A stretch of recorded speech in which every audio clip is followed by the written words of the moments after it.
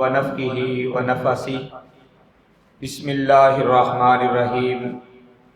هل يستوي الذین يعلمون والذین لا يعلمون۔ مالک کائنات، خالق ارض و سما کی حمد و ثنا، تعریف و ثنا، کبریائی بڑائی کے مقدس کلمات کے بعد بے شمار و لا تعداد ریت کے ذرات سے بڑھ کر، پانی کے قطرات سے بڑھ کر، درختوں کے پتوں سے بڑھ کر، الف الف مرۃ فی کل ذرۃ درود و سلام ہوں امام الانبیاء، سید الانبیاء، خطیب الانبیاء، والی بطحا، سرچشمہ صبر و رضا، منبع رشد و ہدا، کونین کے تاجور، سید الثقلین، امام القبلتین، رحمت کائنات، رحمت عالم، احمد مجتبی محمد مصطفیٰ صلی اللہ علیہ وآلہ وصحبہ واہل بیتہ رضوان اللہ علیہم اجمعین کی ذات اقدس، مقدس و مطہر پر حضرات ذیوقار آج کی یہ تقریب جو تقسیم انعامات اور دعوت افطار کے موقع پر ہے، آج کے پروگرام کے اس انعقاد پر میں بقیت السلف حضرت مولانا حافظ انعام اللہ کنجائی صاحب اور اس ادارے کی تمام انتظامیہ کو مبارکباد پیش کروں گا۔ اللہ تبارک و تعالیٰ ان کی جہود مبارکہ اپنے دربار میں قبول و منظور فرمائے اور نجات کا ذریعہ اور سبب بنائے۔ انتہائی اختصار کے ساتھ چند باتیں آپ احباب کے گوش گزار کرنا چاہوں گا۔ یاد رکھیں، اللہ تبارک و تعالیٰ نے علم کو اور اہل علم کو بڑی فضیلتوں سے نوازا ہے۔ جو کتاب و سنت کا علم سیکھتے ہیں، کتاب و سنت کا علم سکھاتے ہیں، ان کی فضیلت رب کائنات نے قرآن مجید میں بھی اور نبی کائنات نے اپنے حدیث مبارکہ کے اندر بھی بیان فرمائی ہے۔ قرآن مجید فرقان حمید کا جو مقام میں نے آپ کے سامنے تلاوت کیا ہے، اس میں رب کائنات خالق ارض و سما فرما رہے ہیں کہ ذرا خود سوچ کر اس بات کا جواب دو، هل يستوي الذین یعلمون والذین لا یعلمون۔ جو اہل علم ہیں، جاننے والے ہیں وہ، اور جو لا علم ہے، جاہل ہیں، جن کے پاس علم نہیں، کیا یہ دونوں برابر ہو سکتے ہیں؟ قطعاً برابر نہیں ہو سکتے۔ جن کو اللہ تعالیٰ نے قرآن کا علم عطا کیا ہے، دین اسلام کا علم عطا کیا ہے، حدیث مبارکہ کا علم عطا کیا ہے، سنت کا علم عطا کیا ہے، معرفت الہی انہیں موجود ہے، ان کے پاس معرفت رسول موجود ہے۔ مالک کائنات نے، خالق ارض و سما نے جنہیں یہ علوم عطا کر دی ہیں، روئے زمین کی سب سے پاک باز کو ہستیاں ہیں، رب کائنات نے، خالق ارض و سما نے ان کی عظمت اور شان کے تذکرے قرآن میں بھی کیے ہیں، نبی علیہ السلام نے اپنے فرمان میں بھی کیے ہیں۔ بڑی مشہور و معروف حدیث مبارک ہے، خیرکم من تعلم القرآن وعلمہ۔ تم میں سب سے بہتر وہ انسان ہے جو قرآن سیکھتا ہے اور قرآن سکھاتا ہے۔ ذرا غور کریں،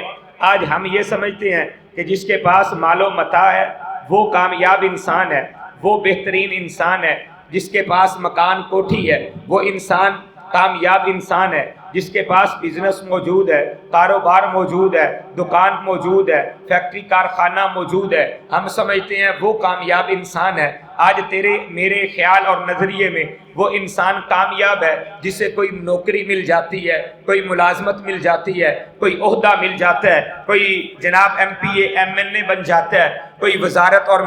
اسے مشیر بنا لیا جاتا ہے۔ ہم سمجھتے ہیں کہ شاید وہ بہترین انسان ہے۔ نہیں، یہ تیرا میرا خیال ہو سکتا ہے، یہ تیرے میرے تصورات ہو سکتے ہیں، یہ تیری میری باتیں ہو سکتی ہیں۔ مدینہ کے تاجدار، کونین کے تاجور، سید الثقلین، امام القبلتین فرما رہے ہیں، میرے پیارے آقا کی پیاری زبان سے نکلے ہوئے الفاظ ہے، خیرکم، تم میں سب سے بہتر، تم میں سب سے زیادہ خیر والا، تم میں سب سے زیادہ اچھا وہ انسان ہے، خیرکم من تعلم القرآن وعلمہ، جو قرآن کو سیکھتا ہے، سکھاتا ہے، چاہے وہ دریوں کے اوپر بیٹھنے والا ہے یا ٹوٹی ہوئی دریاں بھی اسے میسر نہیں ہے۔ رب کبریا کی کبریائی کی قسم ہے، دنیا والے جس کو مرضی بہتر سمجھتے رہے، کونین کے تاجور نے فرما دیا یہ بہتر ہے، اس سے بہتر کوئی اور ہو نہیں سکتا، کیونکہ یہ آمینہ کے لال جناب محمد الرسول اللہ صلی اللہ علیہ وسلم کے فرمان سے نکلے ہوئے کلمات ہیں۔ میرے نزدیک سب سے بہتر وہ انسان جو اللہ کے قرآن کو سیکھتا ہے اور اللہ کے قرآن کو سکھاتا ہے۔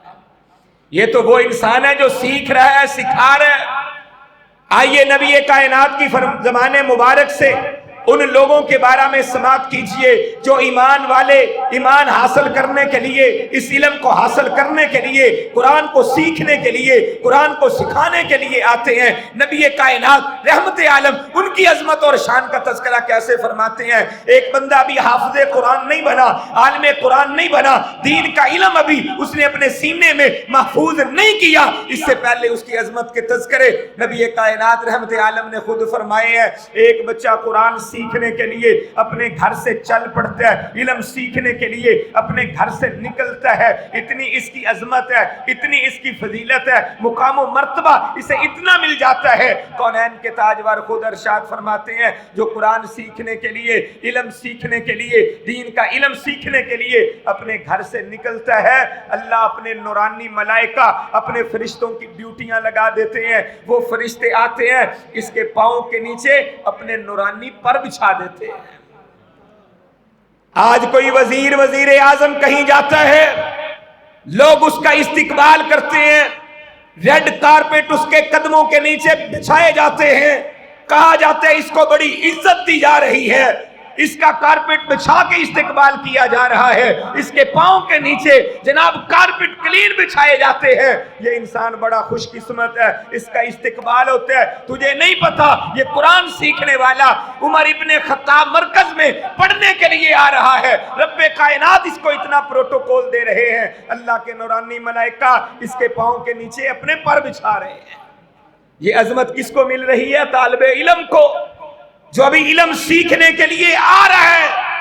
علم سیکھ کے عالم دین کے منصب پہ فائز نہیں ہوا،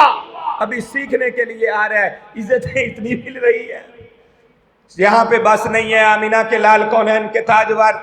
جناب محمد مصطفیٰ صلی اللہ علیہ وسلم نے ارشاد فرمایا، اللہ کی دیگر مخلوقات، مچھلیاں سمندروں میں، دریاؤں میں، ندی نالوں میں، پانی کے اندر تیرتے ہوئے اس طالب علم کے لیے دعائیں کرتی ہیں، حشرات الارض، کیڑے مکوڑے اپنے سوراخوں کے اندر، بلوں کے اندر داخل ہوتے ہوئے ان کے لیے دعائیں کرتے ہیں، اور وہ دعائیں کیا ہوتی ہیں؟ دعائیں یہ ہوتی ہیں، اللہ یہ علم حدیث سیکھنے والا، علم قرآن سیکھنے والا، یہ قرآن کا علم سیکھنے کے لیے جو طالب علم آ رہا ہے، اللہ اس کو معاف فرما دینا، اللہ اس کو معاف کر دینا، اس سے خطائیں بھی ہوں گی، اس سے غلطیاں بھی ہوں گی، مسجد میں شرارتیں بھی اس سے ہو سکتی ہیں، عزائیں بھی کسی کو دے سکتے ہیں، کوئی چیزیں اس سے اس طرح کی وابستہ ہو سکتی ہیں۔ اللہ کی دیگر مخلوقات اس کے لیے دعائیں کرتی ہیں، ہواؤں فضاؤں میں اڑنے والے پرندے اس کے لیے دعائیں کرتے ہیں، حشرات الارض کیڑے مکوڑے ان کے لیے دعائیں کرتے ہیں، سمندروں میں تیرتی ہوئی مچھلیاں اس کے لیے دعائیں کرتی ہیں۔ اللہ یہ بچہ تیرا قرآن سیکھنے کے لیے آ رہا ہے، اس سے جو خطائیں ہوں، غلطیاں ہوں، اللہ اپنی رحمت سے اسے معاف فرما دینا۔ یہ عظمتیں کس کو مل رہی ہیں؟ جو قرآن سیکھنے کے لیے آتا ہے، قرآن کو ابھی سیکھا نہیں ہے، صرف سیکھنے کے لیے آ رہا ہے، اللہ اتنی عزتیں، عظمتیں، شانیں اور مقام و مرتبہ اس کو عطا فرما رہے ہیں۔ اور جب یہی طالب علم قرآن کو سینے میں محفوظ کر لیتے ہیں، قرآن کو پڑھ لیتا ہے، سینے میں محفوظ کر لیتے ہیں، حافظ القرآن بن جاتے ہیں، عالم دین بن جاتے ہیں، اللہ کتنی فضیلتیں اسے عطا فرماتے ہیں۔ کائنات کے امام نبی رحمت جناب محمد مصطفیٰ صلی اللہ علیہ وسلم نے ارشاد فرمایا، الماہر بالقرآن، جو قرآن کا ماہر ہے، بڑی مہارت سے پڑھتا ہے، پورے ذوق سے پڑھتا ہے، الفاظ کے درست مخارج کے ساتھ پڑھتا ہے، صحیح ادائیگی کرتا ہے، الفاظ کو صحیح طور پر ادا کرتا ہے، محبت سے ادا کرتا ہے، بڑی مہارت کے ساتھ پڑھنے والا ہے، قرآن کے حرام کو حرام جانتا ہے، قرآن کے حلال کو حلال جانتا ہے، قرآن کو اس نے سمجھا ہے، قرآن کیا مجھے کہہ رہا ہے، یہ الماہر بالقرآن مع السفرۃ الکرام بررہ، کل قیامت کا دن ہوگا، اللہ کے میدان کے اندر یہ پیش ہوگا، یہ حافظ قرآن، یہ عالم دین جس نے قرآن کو سینے میں محفوظ کیا ہے، اللہ اپنی بزرگی والی، عظمت والے جو جلیل القدر ملائکہ ہیں، فرشتے ہیں، سفرۃ کرام بررہ، ان معزز فرشتوں کا اللہ ساتھ ہی سے نصیب فرمائے گا۔ جہاں اللہ کے یہ معزز فرشتے ہوں گے، جہاں پہ الماہر بالقرآن ہوگا،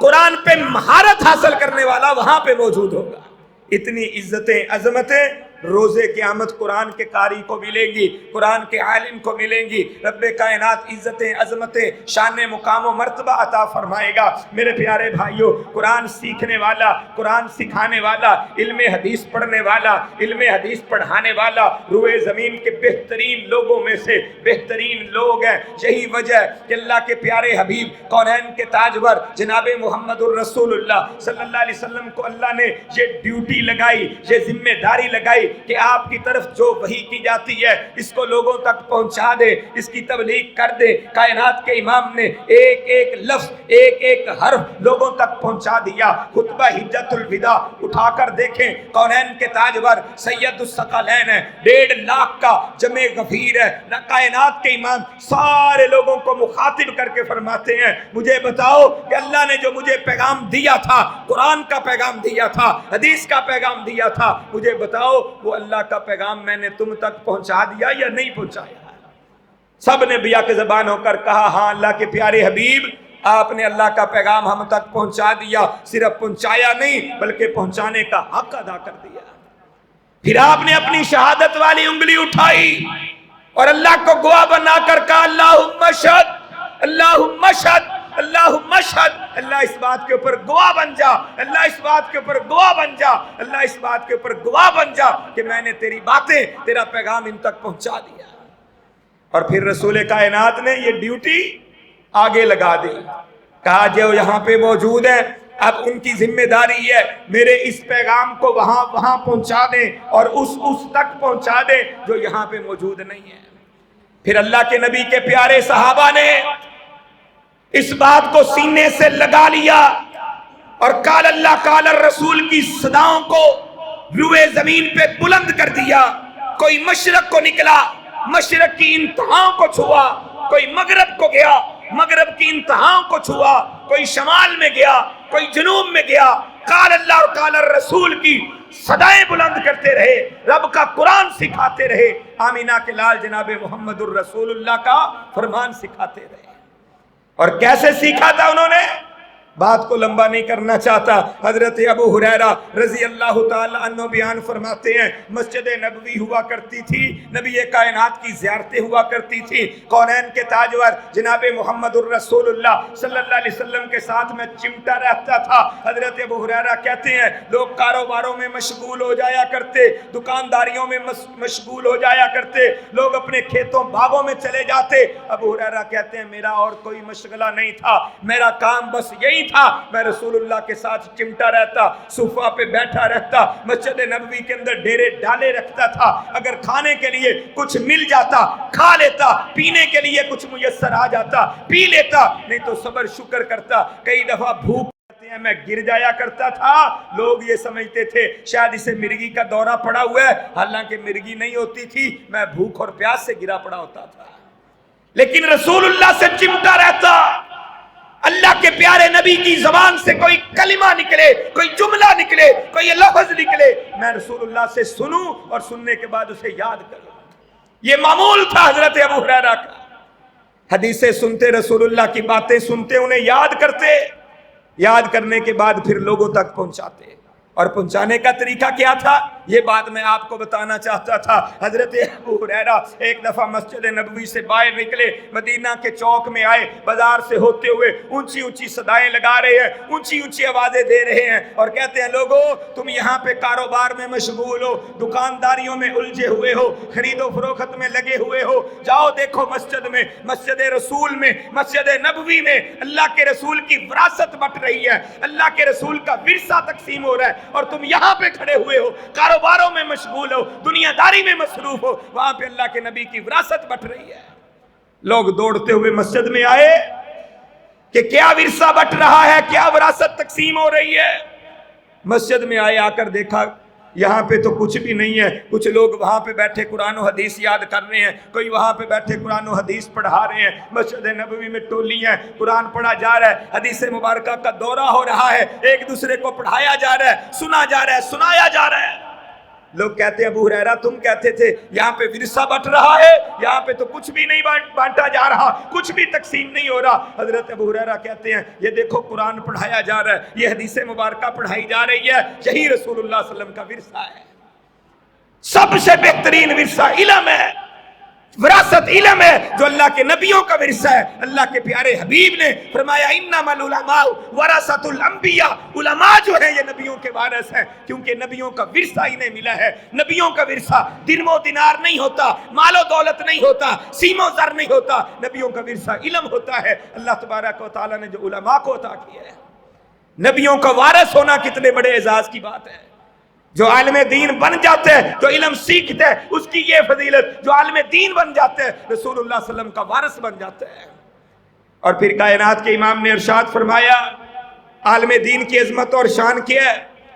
آقا علیہ الصلوۃ والسلام ارشاد فرماتے ہیں وہ بندہ جو دین کا عالم ہے، دین سیکھنے والا ہے، اس کی مثال دی اللہ کے نبی نے، مثال دے کر بتایا، کیونکہ مثال سے بات جلدی سمجھ آ جاتی ہے نا۔ اللہ کے پیارے نبی نے مثال دے کر فرمایا کہ ایک عالم دین کی مثال اور ایک عابد کی مثال، مثل العالم علی العابد، عالم آدمی کی مثال عابد آدمی کے اوپر۔ ایک عالم دین ہے، قرآن کا اسے فہم ہے، حدیث کا اسے فہم ہے، قرآن مجھے کیا کہہ رہا ہے، حدیث مجھے کیا کہہ رہی ہے، یہ عالم دین ہے۔ ایک عابد ہے، عبادت گزار ہے، نفل بڑے پڑھتا ہے، تہجدیں بڑی پڑھتا ہے، دیگر عبادات کے اندر بھی مشغول ہے، دعائیں بھی بڑی کرتا ہے، ذکر اذکار میں بھی مشغول رہتا ہے، عابد ہے۔ تیرا میرا عابد نہیں، رسول اللہ کی زبان سے نکلا ہوا اتھینٹک عابد۔ فرمایا مثل العالم علی العابد، عالم آدمی کی مثال عابد آدمی کے اوپر ایسے ہے